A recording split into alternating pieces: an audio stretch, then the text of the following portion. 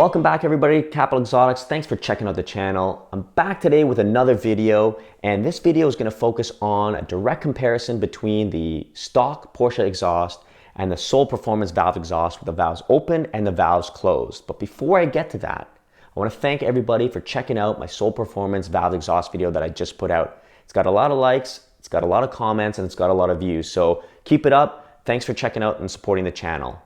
So I figured that just with the Soul Performance valve exhaust video, it was going to be really hard to really get a true comparison unless you went back to my original video that I filmed last year, where you would be able to tell the difference between the Soul Performance valve upgrade versus the stock exhaust. This video is going to focus directly on clipping those pieces together back to back to back so you can really get a clear view of what the exhaust sounds like in comparison to the Porsche Sports exhaust. So without further ado, let's get to the video.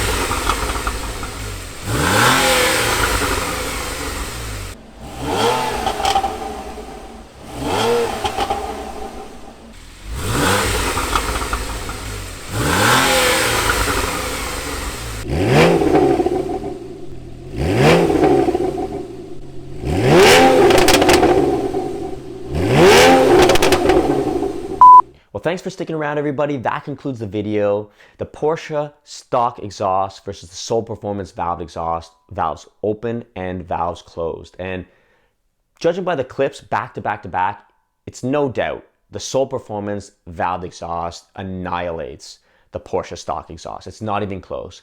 With the valves closed, you get a nice throatier sound, but yet civilized. It does a few pops and crackles here and there depending on the revs. But if you open up those valves, man, the car comes to life. It becomes a beast and it becomes super, super dirty. So if you like that style, definitely the Soul Performance valve exhaust is for you. So I hope everybody enjoyed. We'll catch you on the next video and see ya.